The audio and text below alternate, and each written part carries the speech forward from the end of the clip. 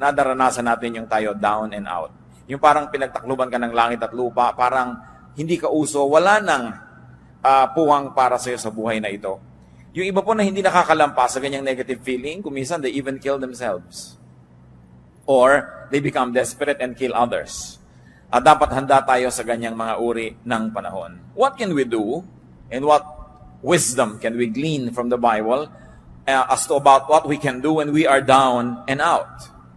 When you are down and out, acknowledge your situation. Accept your situation. Nothing can be changed without facing it first. Dapat tinatanggap. Yun po mga on denial, yun namang hindi nakakalutas ng kanilang mga suliranin. Yung ikinukuble nila yung katotohanan at pinipilit nilang ibahin sa kanilang pagkaunawa, yung malinaw naman dapat at kitang-kita nila na may problema. Psalm 42 verse 6, My soul is downcast within me. Isang uri ng pagtanggap ng aking espiritu ay nanlulugo-lugo. Sabi ko noon, ang aking espiritu ay nanghihina. Psalm 38, 6-8, I am bowed down and brought very low. All day long I go about mourning. My back is filled with searing pain. There is no health in my body. I am feeble and utterly crushed. I groan in anguish of heart. Napakalalim po at napakataas ng mga naabot ng emosyon ng Psalms. At kung atin pong nanamnamin yung mga damdamin na nandiyan sa mga tula na ito at mga awit na ito, ay hindi mahirap mag-identify sa mga kalagayan natin kung ito'y dumarating sa ating buhay. Kinikilala niya na sobra daw akong napayuko, sobra na akong naging na-humble, sobra na akong nakuba sa mga problema at sa mga hirap na dinadara. Proverbs 14, 10 and 13, Each heart knows its own bitterness. Even in laughter, the heart may ache, and joy may end in grief. Isang malungkot na katotohanan, subalit hindi kailangan sobrang maging malungkot dahil pwede namang maiba ang inuuwian ng ganitong mga kalagayan sa buhay. At ang tangi lang daw na yung may-ari ng puso, yung may katawan, yung may kalooban ng lubos na makakaunawa sa lalim ng kanyang mga kapighatian. Sa mga pait na kanyang dinaranas, walang pwedeng makishare nun. People can only approximate. So huwag po natin sinasabing, I understand. I know. We don't know how people feel. And we don't understand. Kumisan yan ang pinakamadalas at pinakamadali na pagbaliwala sa pamamroblema ng isang tao. Naintindihan ko yan. Lilipas din yan. Mga pananalita na hindi naman talaga nakaka-comfort.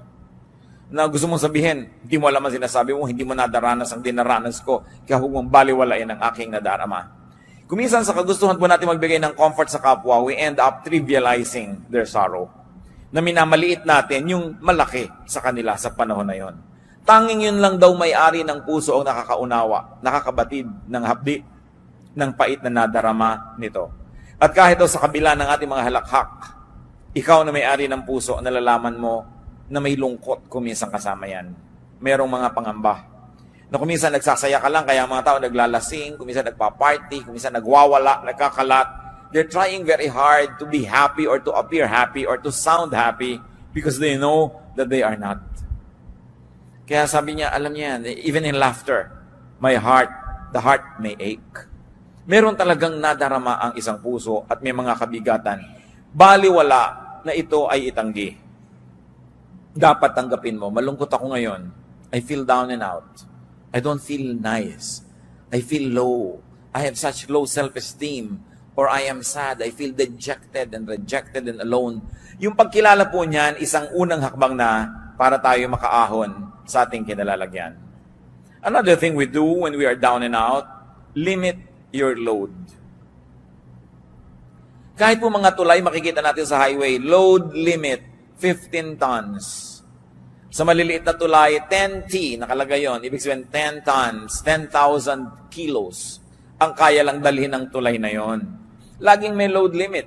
Kung may dala kayong carry-on baggage, sinusukat-sukat pa yan o lampas ka na sa timbang dahil ito lang ang iyong limit. At ang puso po ng tao may hangganan ng kaya niyang dalhin na pighati. Respect your load limit. Huwag tayong magpaka-super-superman or superwoman when we are not. Huwag nating pagmukhaing magaan kung hirap na tayo. Kailangan nabawasan ang pinapasan ng tao. Lalo't ang pinapasan ay kasalanan, hindi mo na madala-dala, kailangan magbawas ng mga kasalanan para gumaan-gaan ang ating nararamdaman. Psalm 38 verse 4, "My guilt has overwhelmed me like a burden too heavy to bear." Wala na yatang bibigat pa na dalahin kesa sa guilt. Yung inuusig ka ng iyong budhi, napakahirap dalhin yan. At kung nilalasing mo ang iyong sarili, nililibang mo ang iyong sarili para malimutan mo ikaw nagigilty, lalo lang yan bumibigat. At kung tayo po ay nasa isang uri ng ginagawa natin na lalong nagpapabigat ng kalagayan, what is important to do is to get out of the game. Kailangan nakikita natin, ano ba yung source ng aking sorrow? Ano yung source ng aking mga pagiging down and out? Kailangan magbawas ako nito. Tanggalin ko ito o tumakas ako mula sa ganitong mga kalagayan. Ecclesiastes 11:10, "So then, banish anxiety from your heart and cast off the troubles of your body." So sabi, kailangang pilitin mong bunutin mula sa puso mo yung mga nakatarak na mga balaraw. Hindi yung ang lagi mo na lamang na idolo ay ang Mater Dolorosa, no, na mayroong 7 punyal na nakatarak sa kanyang puso. Tingnan mo naman ang facial expression. Di ba talagang nagkanda bigat-bigat na? Hindi dapat yun gayahin. Hindi dapat na napakarami mong pinapasan. May mga tao po kasi meron silang ganyan may messianic complex. They think that they are the saviors of the world. Papasanin nila ang daigdig. Pero merong kaya ang tao at merong hindi na kaya. Kung meron tayong activity na sobrang stress ang ibinibigay sa atin, stop. Have a break. Have a vacation from it. Kung meron tayong mga relasyon na talagang stressful, putulin, wakasan, o bigyan muna ng recess, bigyan ng break. Kailangan isara ang pinanggagalingan ng mga nagpapahirap. The Arabs have a saying, "Close the door that brings in the draft." Yun daw, pinto na pinapasukan ng ambon, ng hangin, ng ulan na isara. At bakit pinto? Kasi wala mga bintana ang bahay nila. No? Sa Arabian Peninsula, the architecture there, wala talaga mga windows. So ang isasara nila, pinto, sa atin, bintana. At tayo kasi may mga media agwa, bihira tayong tinatamaan ng ulan papasok sa bintana, di ba? Pero sa kanila, basta umulan kasi hindi kasama sa plano ng architecture nila, pasok agad sa bahay nila. So sabi nila, close the door that brings in the draft, even the wind that you don't like.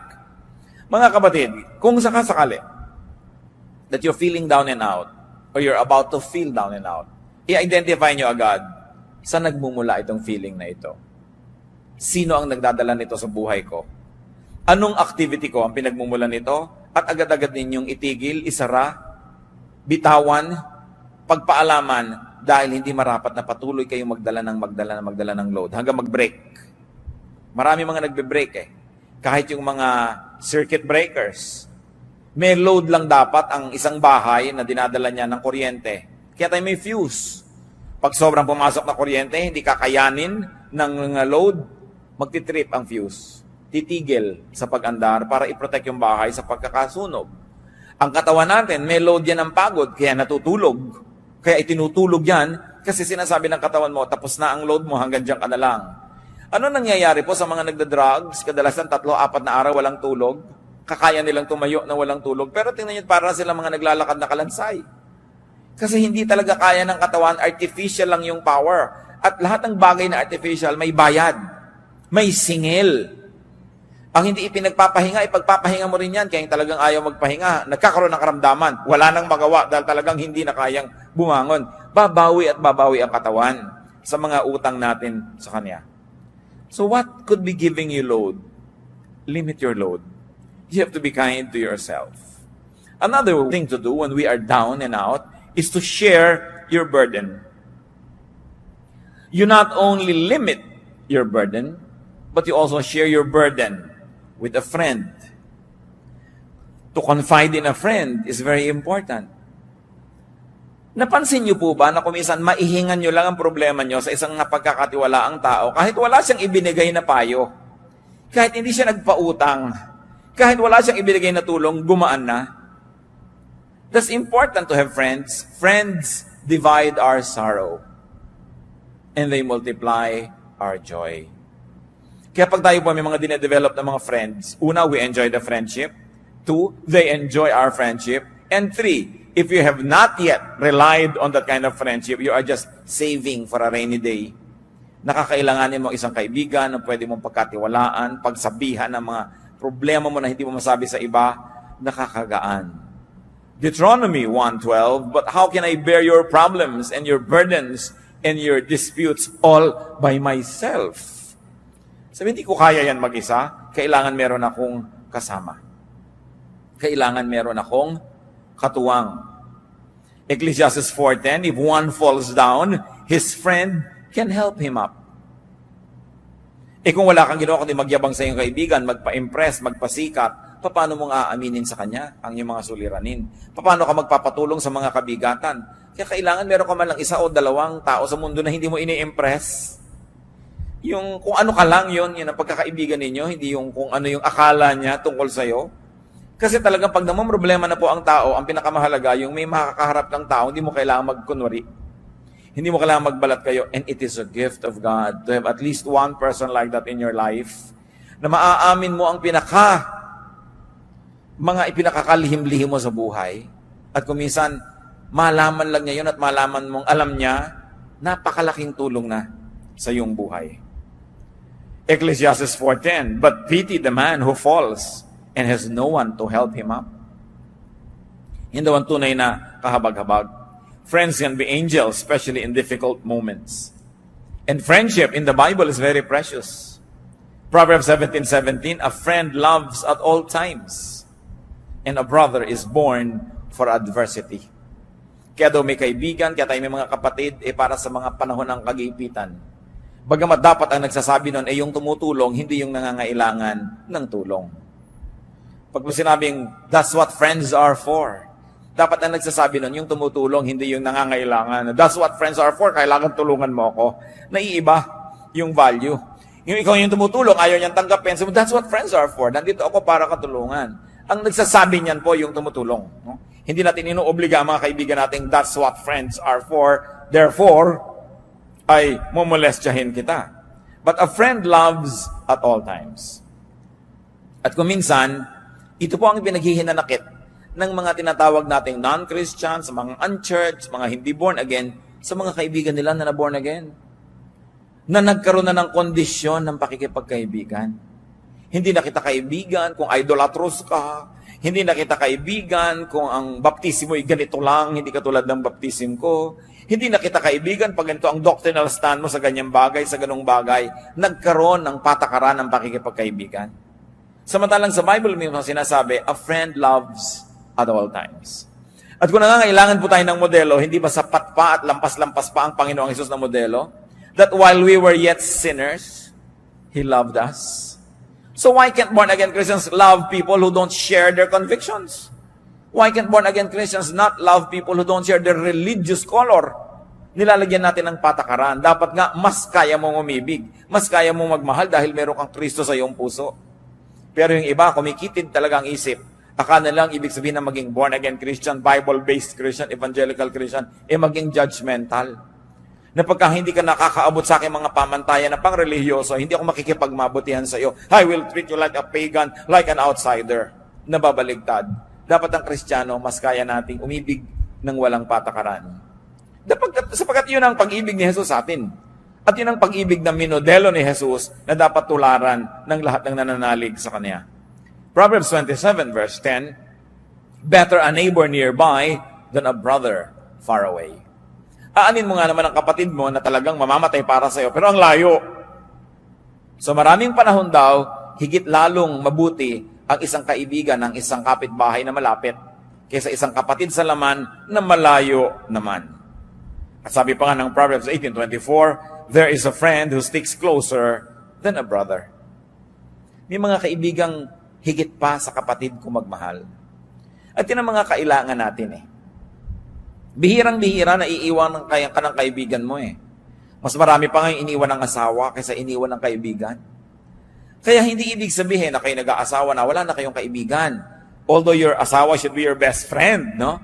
Pero kailangan may kinukultivate ka rin na ibang friendships. Kasi pag nagka-problema ka ngayon sa asawa mo, kanino ka na ngayon sasandal? Kanino ka na ngayon tatakbo? Kanino ka na hihingi ng tulong?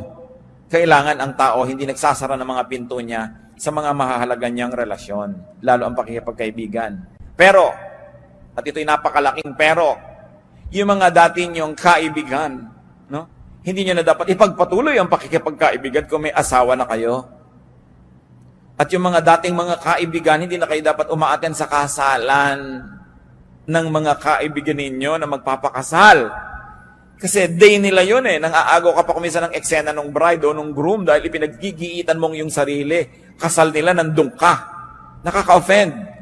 At may mga nakita na akong ganyan. Kasal lang may kasal, nandun pumupuesto pa at nangaagaw pa ng eksena. Alam na alam ng lahat, may kahapon sila na pinagsaluhan nung isa doon sa ikakasal. Tapos andun pa siya at gusto pang makisalo habang buhay.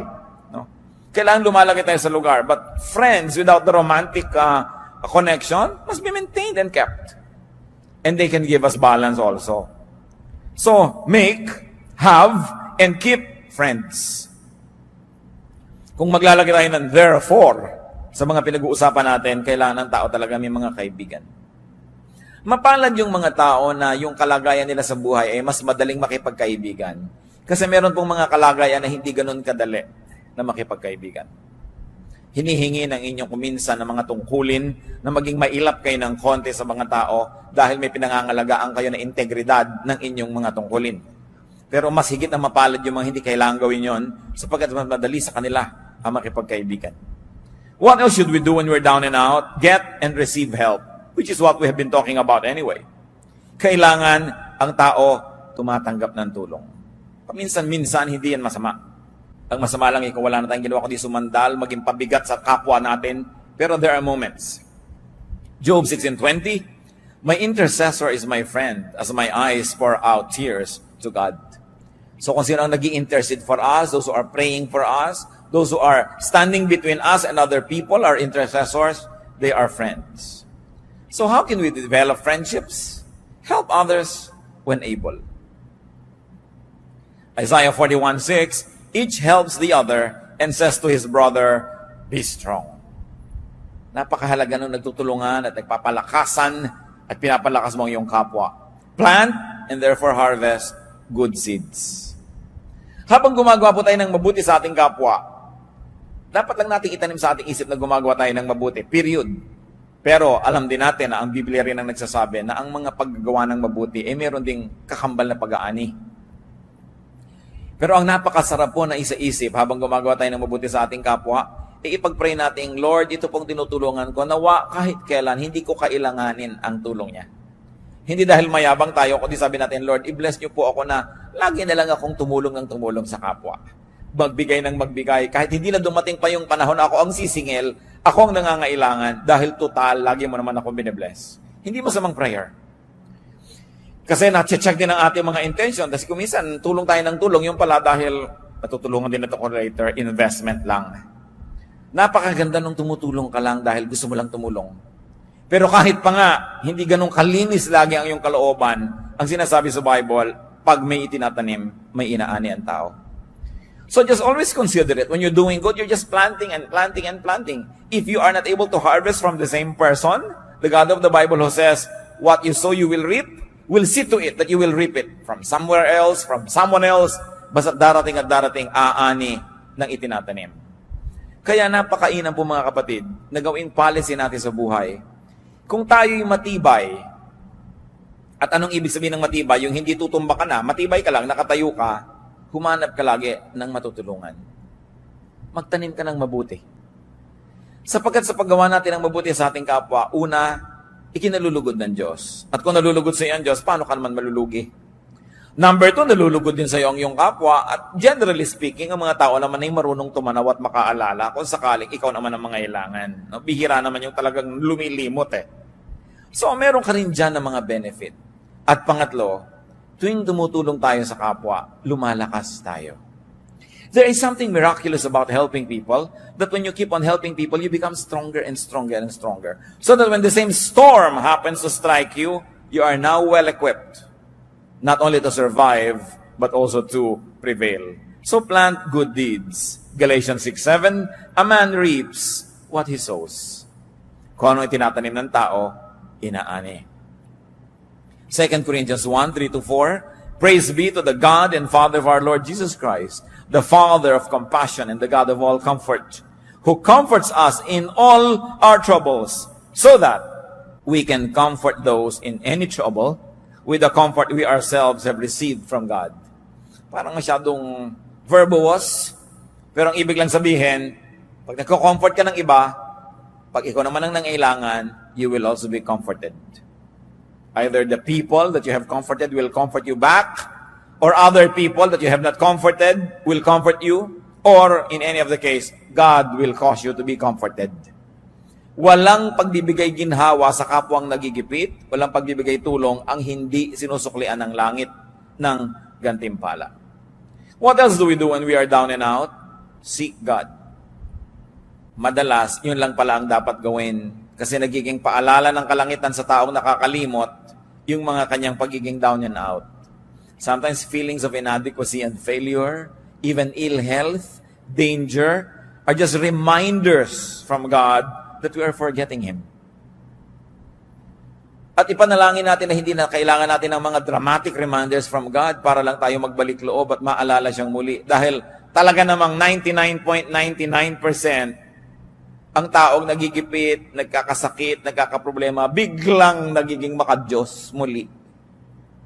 Biglang-biglang nagiging relihiyoso na naman. Biglang-biglang nagiging madadasalin at gustong ipagdasal din siya ng iba. Biglang nabubuklat uli ang mga inaanay na Biblia at biglang umaattend uli ng mga religious services na matagal na hindi sinisipot pag ang tao ay sobrang nagigipit. Kaya yung pagiging gipit din po mga kapatid, kung ang nagiging bunga ay nagbabalik loob tayo sa Diyos, yan man ay pagpapala. Pero ipanalangin natin, huwag na tayong dumating sa ganon, na talagang inilugmo ka, pinaluhod, binugbog para lang dugo ang kang bumalik sa panan ng Diyos. Dahil talaga ang tao, pagka wala nang maipagyabang, yun na lang ang huling gagawin magbalik loob. Humingi ng tawad at humingi ng habag. Napakasarap yung ang ganda-ganda ng buhay mo, ang ginahawa, tapos ang lapit-lapit mo pa sa Diyos. Yung hindi ka na kailangan magkaroon ng mga panganib at hirap para lang lumapit muli sa Diyos. So pag down and out po tayo, isa rin dapat nating isipin, baka paalala to ng Diyos na sobra na ako nagiging mayabang, sobra na ako nagiging makasarili, o iniaasa ko na ang kaligayahan ko at ang ikabubuti ng buhay ko sa kapwa-tao ko lamang at nalimot ko na yung Diyos, that God is no longer in the equation. Psalm 121 verses 1 to 2. I lift up my eyes to the hills. Where does my help come from? My help comes from the Lord, the maker of heaven and earth. Maganda yung picture nito sapagkat yun pong Jerusalem ay nasa ibabaw ng pinakamataas bundok doon sa lugar na kinalalagyan niya. So yung pagtingin mo sa mga ibabaw ng mga bundok, kahit may mga ibang bundok ka rito sa pagitan mo at ng Jerusalem, pag tumingin ka dyan, lumalampas pa rin yung paningin mo, makikita mo pa rin yung ibabaw ng Jerusalem. At kung hindi mo man makita yun, ay imagine mong nandun yun, at naaalala mo ang templo, naaalala mo ang Diyos. So this is really a figure of speech. To lift up your eyes to the hills. Many people will lift up their eyes to the clouds or look at the rain.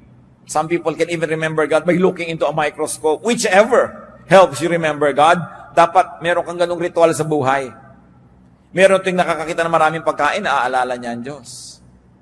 Meron naman na tuwing kikilo siya at malusog, naaalala niya ang Diyos. Dahil na ikukumpara niya nung siya halos malumpo, na hindi makalakad. Ngayon, ramdam na ramdam niya yung lakas niya, naalala niya ang Diyos. Ano pang nagpapaalala sa inyo sa Diyos? So this writer of the song says, I lift my eyes to the hills. What do you do? Physically, symbolically, to remember God. Mahalaga meron tayong ganun. So, kung meron po tayong mga panlulumo, if we're down and out, una nating isipin, may kasalanan ba ako sa Diyos? Meron ba akong dapat isuko? Meron ba akong dapat na ayusin? And repent if needed. Repentance lang palang kailangan. Pagbabalik loob lang sa Diyos, tapos bumalik na uli ang kanyang kalusugan, bumalik na uli ang kanyang kasiyahan. At kung hindi man bumalik yung kalusugan, hindi man bumalik yung kasiyahan o kayamanan, yung nagbalik loob ka sa Diyos, by itself is a prize. Hindi mo sasabing, Lord, nagbalik loob na ako sa inyo, o nasa na yung ginhawa, nasa na yung premyo, nasa na yung kayamanan. Sapagkat yung pagbabalik loob lang sa Diyos, mismo yun na ay isang gantimpala. Pero kadalasan may dagdag pa yun Kasi tayong mga tao, laging gusto nating may dagdag. Kung bumibili ka, laging gusto mong may dagdag. So dinadagdagan ng Diyos na nagbalik loob ka na by itself is a a blessing, may mga kasama pa yan. Usually, nare-restore yung health, nare-restore yung negosyo mo, nagkakaroon ng kaayusan na inyong buhay, nakakakita ka ng mga nasusukat, nararamdaman na mga patotoo na ang Diyos ay nalulugod sa iyo. Ano pong nangyayari sa isang taong alam na alam niyang may kasalanan siya, meron siyang mali, nagkakanda ganyan na yung buhay niya dahil sa kasalanan niya, pero nagmamaang-maangan pa siya? Ano nangyayari? Psalm 32, verses 3 to 5. When I kept silent, my bones wasted away through my groaning all day long. For day and night your hand was heavy upon me. My strength was sapped as in the heat of summer. Then I acknowledged my sin to you and did not cover up my iniquity. I said, I will confess my transgressions to the Lord, and you forgave the guilt of my sin. Napakagandang patotoo ito. Inaawit-awit ng mga henerasyon ng mga mananampalataya. Sabi, nung nagmaang-maangan ako, nung ikinubli kong aking mga kasalanan, itinago at pinagmukha kong hindi ito kasalanan, sabi, pati ang aking mga buto ay halos mga bulok ng hina. At yun po nagkakaroon ng mga sakit sa buto, ang makakapagpatotoo sa atin kung gaano kasakit ang sakit sa buto. Many of us have no idea kung gaano kasakit ang sakit sa buto. Sabi niya, my bones wasted away through my groaning all day long. At bakit daw? Dahil gabit araw, dinadaganan ako ng inyong kamay. Ano mangyayari sa isang taong dinadaganan ng kamay ng Diyos? Yun lang talikuran ka ng Diyos, napakalaki ng hirap yan. Yun lang hindi dinggin ang iyong mga panalangin, yung pangdaganan ka ng kamay ng Diyos. Wala kang susulingan. Hindi ko alam kung naranasan niyo ng madaganan, na matulog kayo na mayroong isang kabambigas na nakadagan sa inyo. No? Isang kabambigas lang ngayon. Gaano kabigat ang Diyos? Kung tutuusin. So sabi, habang ikinakaila ko yung kasalanan ko, habang nagmamatigas ako, habang pinagpipilitan ko yung akin, at ayaw kong sundin ang yung kalooban, yan ang nangyari sa akin. Dinaganan ako, pinisa, pinipi, ng inyong kamay. Subalit, sabi niya, nung aminin ko ang kasalanan ko at di ko na pinagtakpan pa ang aking sarili, tinanggap ko ang aking pagkakamali at hiningi ng tawad. Sabi ganon, nung ako'y humingi ng tawad at nagbalik loob, pinatawad mo ako agad at inalis mo ang bigat na nakadagan sa akin. You took away the guilt of my sin. Yun ang bigat Napakabigat. Bakit yung bigat ng loob, no? Hindi mo naman matimbang. Kahit sumakay ka sa timbangan, ang bigat ng loob mo, hindi naman nakukuha ng timbangan yung bigat Pero alam mong napakabigat. At alam mo na kung ang gaan ang kalooban mo na halos magsayaw ka palaka dahil ang gaan. So ang sinasabi dito mga kapatid, bakit naman natin pinapatagal yung bigat? Lalo't kung alam naman natin ang pinagmumulan ni kasalanan. Lalo't kung alam natin ang pinagmumulan ng isang negative attitude, isang maling pananaw, ba't hindi na lang isuko yan? Total, susuko ka rin dahil hindi ka naman mananalo, Diyos yun Pinapatagal mo lamang ang pahirap sa sarili. Sabi, isuko yan. When I confess my transgressions, you forgave the guilt of my sins. Hindi nga hininga ng bayad Confession lang. Aminin mo lang at magbalik loob ka.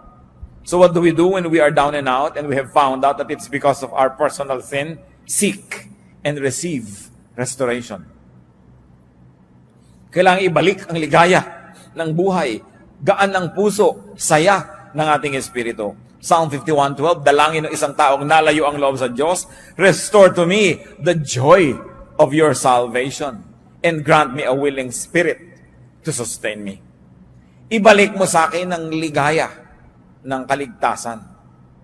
Kasi nawala ang saya. Pwedeng mangyari yan sa isang taong nakaranasan ng kaligtasan ng Diyos.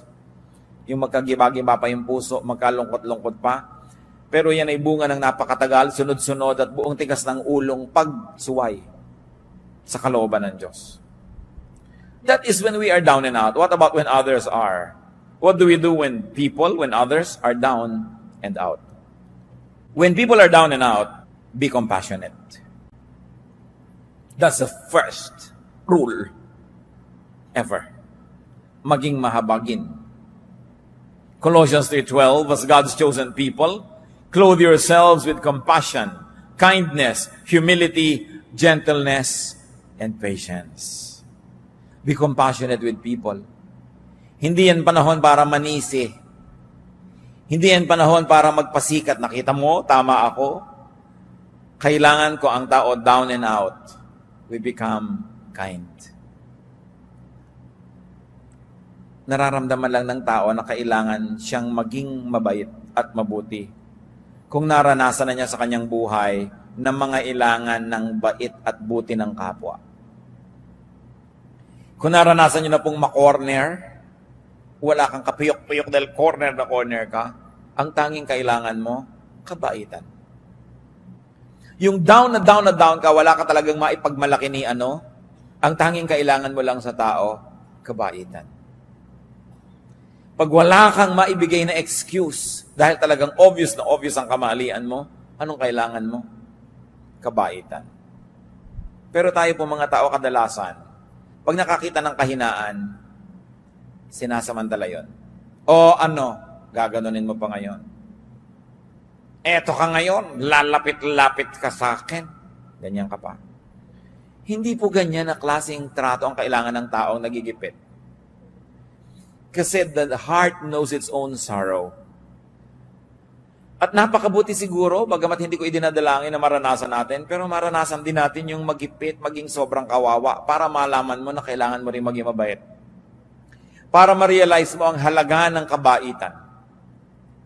Kaya nakakalungkot ang isang taong tumatanda na kakaedad, masungit pa rin. Yung hindi pa rin maunawain, hindi mapagbigay, hindi mapagkandili, hindi mapagpatawad, kasi para namang wala siyang natutunan sa buhay niya. Para namang di niya naranasan ang mga hirap sa buhay. But Satan can always deceive us because bitter experiences can make us better. But bitter experiences can also make you bitter. Pipiliin mo lang, will I be bitter? Will I be better? Sa mga nararanasan kong hirap sa buhay, anong gagawin kong policy sa mga taong dumaranas ng ganodong hirap? And the true test of spirituality is in being kind. At yan po ay isang basic value ng kahit anong major religion sa mundo. To be kind to the weak. At yan ay pinerfect ni Jesus ang example. No? The woman caught in adultery. Meron pa bang higit na malaking kahihiyan kesa sa isang babaeng mahuli sa akto ng paggawa ng isang bagay na inuuri at sinusukat ng kanyang lipunan na pinakamasamang magagawa ng isang babae? Nahuli sa akto, kinaladkad ng mga tao sa lansangan, walang kapiyok-piyok dahil caught in the act.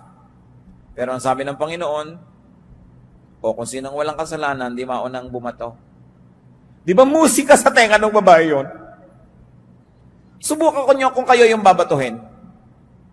Kung hindi musika sa inyo yung sabihin ng tao na, tinanong anong gagawin namin sa kanya? Inilagay sa kamay ni Jesus ang mangyayari doon sa babae.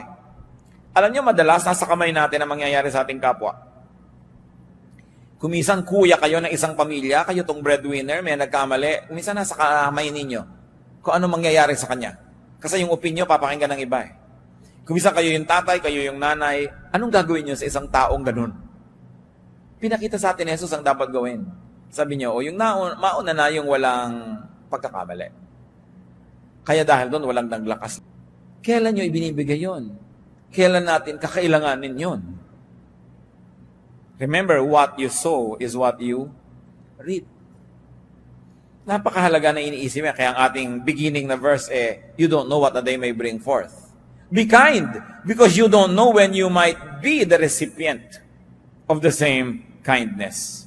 So when people are down and out, be compassionate to them, communicate with them.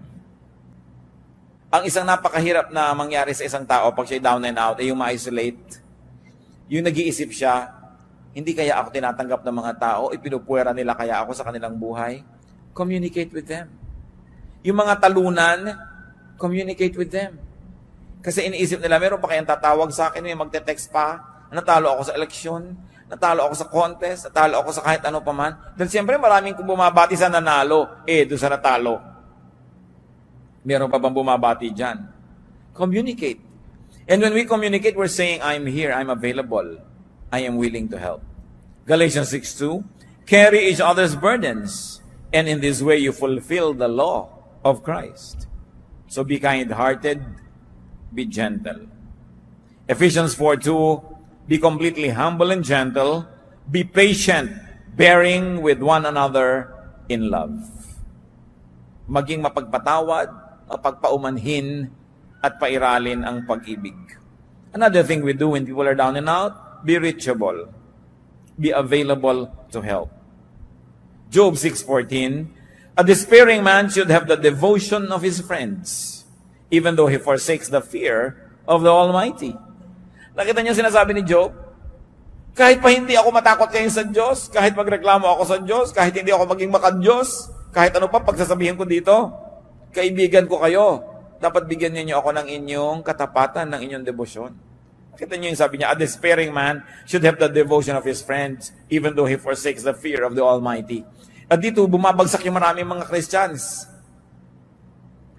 Pagka meron nagkaroon ng despair, sasabihin agad, kasalanan mo yan. Dapat talaga mangyari sa iyo yan. No? Yung iniisip natin, dahil ang tao may kasalanan, dapat mangyari sa kanya yon. That's already the position of a judge. At ang sabi sa atin, judge not. Ang inuutos lang sa atin, merong nangangailangan ng tulong-tulungan mo without passing judgment. Let God be the judge. Total, God naman talaga ang may alam ng lahat. Siya ang nakakaunawa ng lahat, so hayaan natin yung paghuhusga sa Kanya. Ang gawin natin, yung inuutos sa atin, to be compassionate. And when people are down and out, do not preach. It's not the time to preach. Do not moralize or judge or persecute. Kailan po tayo dapat nagpipreach? Before a disaster. Before people commit a mistake. Tinuturuan natin, binibigyan natin ng mga paalala, ng mga example, encouragement. Pero oras na sila'y nagkamalit na dapa na, ang susunod na gagawin na natin is compassion, kindness, love, support, para makarecover ang tao. Hindi preaching. Sabi sa Ecclesiastes, there's a time for everything and a time for every activity under heaven. So there's also a correct time for preaching. Dahil kung yung tao down and out, hindi nakikinig yun. Preach ka ng preach, nakikita niya gumagalaw yung bibig mo pero wala yan nadidinig. Kasi ang laman ng puso niya, yung kanyang pighati. Job 6:24-26, teach me and I will be quiet. Show me where I have been wrong. How painful are honest words. But what do your arguments prove? Do you mean to correct what I say and treat the words of a despairing man as wind? Ano pa yung context nitong si Job? Nung siya ay dinapuan ng kotakot-takot na dilubyo sa buhay, bagamat alam natin siya ay mabuting tao sapagkat siya dumaan sa pagsubok. May 3 siyang matatalik na kaibigan na naglakbay ng malayo para makiramay sa kanya. At napakaraming araw at gabi ang lumipas na umupo lang sila doon kasama ni Job, walang kakibo-kibo, nakikiisa sa kanyang pighati. Subalit, matapos ang ilang araw, nagsimula na silang magsalita, isa-isa, walang humpay, taking turns. At isa lang ang sinasabi nila kay Job. Nagkaganyan ka, siguradong may kasalanan ka, aminin mo na. Yun lang ang sinabi nila, pagkahaba-habang poetry, basahin mo, ang daming mga stanzas, pero yun lang, hindi pwedeng magkaganyan ka kung righteous ka. Siguradong may mali ka. Anong malay nila? Alam na alam natin because the Bible writers tell us that Job went through a trial. Anong malay mo kung isang tao very righteous pala and going through a trial? Ba't mo i-judge? Kaya sabi nitong si Job, napakasakit na inyong mga salita. Ano ba ang gusto niyong gawin ngayon? Ituwid niyo lahat ng mga sinasabi ko at baliwalain niyo ang lahat ng aking mga pangangatuwiran. Ang ipinagpipilitan ninyo, dapat mangyari sa akin to dahil meron akong kamalian. At marami po ko alam mga kapatid, mga Christian na naman, pupunta sa may sakit na malubha. Kawawa ka naman, sister, ito ang pinya, o ito ang ganito, ito ang ganyan. Mamaya, sister, baka naman may dapat kang i-confess. Wala, bakit ka nakaganyan? Kung hindi ka may kasalanan. Mamaya talaga inuusig-usig na niya yung nakahiga doon. Mabuti pa, di na lang siya dumalaw. Kasi, kung totoong may kasalanan yung tao, hindi na siya kailangan paalalahanan. Alam na niya yon.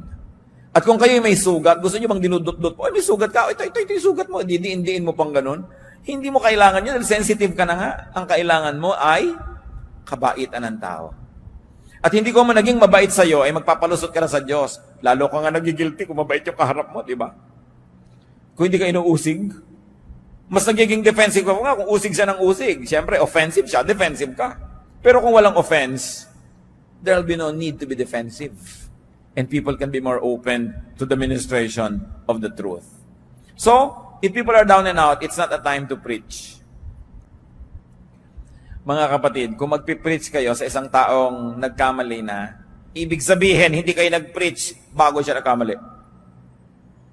Ibig sabihin, marami kang pinalampas sa pagkakataon, doon ka dapat nagturo, doon ka nagbigay ng patotoo, doon ka nagbigay ng example. Pinalampas mo, tapos ngayon ka pa magtuturo kung kailan nagkamali na. It's not a time for that. Although, I believe that there's a time for another preaching. There is a time for another reminder, but not during the moment of crisis. Because the person will not be mentally and emotionally receptive to you. What else do you do when people are down and out? Be discreet. Be silent. And be tasteful in helping others. Lalo yung mga counselors, you must never talk about your counselees. Except, of course, in a clinical record, because some groups, churches, have clinical records of counseling. It's also one way to monitor what kind of counsel the people get. It's a way to monitor what kind of counseling the counselors dispense. So some records are kept, but identities are kept secret. Kailangan discreet ang tao. You don't drop names that you help. Matthew 6:3-4, but when you give to the needy, do not let your left hand know what your right hand is doing, so that your giving may be in secret. Then your Father who sees what is done in secret will reward you. And that goes for giving advice, for giving help. Hindi na natin ipinamamalita ang ganyang mga bagay. Tahimik lang tayo. Napaka-importante na ang tao, discreet, hindi matabil, hindi madaldal. Lalo't kayo ay nasa mga service-oriented work. Kung kayo halimbawa ay nagre-retoke ng muka, yan ang inyong hanap buhay, may nire-retoke ka ngayon dito, huwag sasabihin, si ano nga, niretoke ko yun eh. Si ganito, niretoke ko. Dahil hindi ka pagtitiwalaan ng nire-retoke mo, hindi, ipamamalita mo rin pala siya. May mga taong ganoon, hindi marunong mag-keep ng mga names. They are just too glad and too foolish to blurt out sensitive information. So it's important to be discreet when you are helping. When people are down and out. Kaya po yung iba, kahit nasasabog na ang dibdib, hindi makapagsiwalat at hindi makapagbulalas sa takot na idaldal nyo. Pero kung tayo lang ay napagkakatiwalaan at napapatunayan natin sa kapwa natin na pagkakatiwalaan tayo, kung dumating ang pangangailangan na kailangan nila ng mapagkakatiwalaan, lalapit sa atin, it's a great, great, great gift that we could give to people. I will place that among the top 3 gifts that you could give to others, that they trust you. And if you're really trustworthy and they trust you, can you imagine what kind of gift you give them? You assure them that they can trust you and they can share things with you. Anong luwag ang maibibigay natin sa tao? Anong uri ng ginhawa ang maibibigay natin kung tayo ay napagkakatiwalaan? And of course, what else do you do when others are down and out? Of course, pray for the person in need. James 5:16, therefore confess your sins to each other and pray for each other so that you may be healed. The prayer of a righteous man is powerful and effective. So ipanalangin ang mga tao who are down and out. Avoid talking about them. Napakadaling matukso na pag-usapan ang mga hirap at ang mga crisis ng kapwa. Pero dapat ipanalangin kaysa pag-usapan. Helping and being helped are parts of life. Kailangan tayo ay humble enough to acknowledge that we need help and kind enough to extend it. Be humble when down and out. Yung iba naman, down and out na, mayabang pa. Hindi tuloy tulungan ng kapwa. Gusto pa ng kapwa tuloy makita, lalo pa siya magkabuwal-buwal para maging humble. So be humble when down and out. Be humble when not down and out. In fact, be humble when strong. because you don't know what a day may bring forth. Life is a mist. Life situation can change in an instant. Proverbs 27:1, do not boast about tomorrow, for you do not know what a day may bring forth. Ano ang magandang pamantayan kung paano tayo makikitungo sa mga down and out? Simple lang mga kapatid, kung paano nyo kayo gustong pakitunguhan kung kayo ang down and out. Ganun lang. Paano nyo itatrato yung mga anak ng kapwa nyo na nagkamali? Simple. Paano nyo gustong itrato ng ibang anak nyo? Kung yung anak nyo ang nagkamali. Paano nyo itatrato yung mga nadapa? Simple. Kung paano nyo gustong maitrato kung kayo yung madapa. Be kind and gentle. Be ready to help and be willing to be helped. Aming Diyos, salamat sapagkat kayo yung Diyos na nagtuturo ng mga maraming mga practical na bagay sa buhay. Na bagamat ang buhay na ito ay maaring mapuno ng mga hirap, mga pagsubok, pasanin, hindi naman nawawala ng tulong na available from you and from your teachings. Turuan niyo kami, Panginoon, na maging mabait sa aming kapwa, maging sa aming sarili. Magbawas kami, Panginoon, na nagpapabigat sa aming buhay. Turuan mo kami ngayon, Panginoon. Yumuko tayo sa presensya ng Diyos. I like to pray. I am moved by the Spirit to pray. Nais ko ipag-pray ngayon ang mga kapatid natin sa ating pagbubulay-bulay at pag-iisip. Lalo naging malinaw sa inyo na meron kayong mga pabigat sa buhay na kayo rin naman na may kagagawan. O kung di man kayo ang diretsahang may kagagawan, pinapayagan nyo kasi kaya kayo nabibigatan. Pero ngayon, gusto nyo na gumaan ang inyong dala? Kung ngayon, nagpapasya kayo, natitigilan nyo na ang paglalagay sa sarili nyong likod ng mga pabigat, o kaya di na kayo papayag na pabigatan pa kayo ng mga iba o ng mga sitwasyon. I like to pray for you. We'll ask God for strength, and we will ask for God's help that you may be able to do the right thing to do to limit your load. Kung kayo ito, kasi sabi niya, ako'y may kagagawan kung ba't marami rin ako mga dalahin. Pero ngayon gusto kong gumawa ng commitment na gagawin ko na kung ano ang magagawa para mawala ang pabigat na ito. You want to make that commitment, we'll ask for strength. We're going to pray. Salamat sa Diyos dahil kumikilo siya sa ating mga puso. Para ano pa dinig mo ang salita ng Diyos? Dala mo na naman ang dala mo mga pabigat. Parang walang narinig. Parang hindi tinablan ng salita ng Diyos.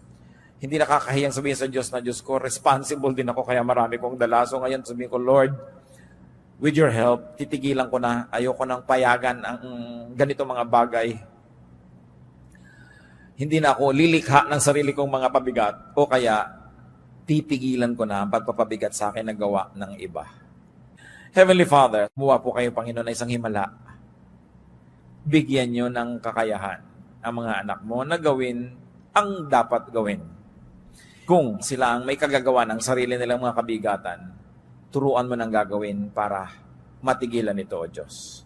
Lalong-lalo kung alam na naman ang dapat gawin, ang ibigay niyo, Panginoon, isang matibay na pasya na itigil ang mali at gawin ang tama para mawala ang mga pabigat na sila mismo ang naglalagay. At kung sa pagtayo ng iyong mga anak, meron na mga kabigatan galing sa iba, pero pinapayagan nila. Ang kahulugan ng pagtayong ito, Panginoon, na ayaw na nilang payagan ito. They will say no. Kailangan ng paninindigan, ibigay mo, O Diyos, ang tibay ng loob, tapang at lakas na tumanggi sa impluensya ng ibang tao, sa impluensya ng masasamang espiritu, sa impluensya ng mga kalagayan na labas sa kanilang katawan at labas sa kanilang kapangyarihan. But to resist, you have said it, O God, resist the devil and he will flee from you. By standing up, many of your children would like to resist the work of the devil in their lives. O Lord, give us the wisdom to know specific steps, what to do and what not to do, para huwag payagan ang patuloy na pagpapabigat sa buhay na galing sa labas. Ang pagtayong ito, Panginoon, napakasimpleng gawin ng isang katawan, subalit isang sagisag ng pagkilalang kailangan ng iyong kapangyarihan. Igawad mo, Diyos, ang kapangyarihan, karunungan, kaliwanagan na kailangan ng iyong mga anak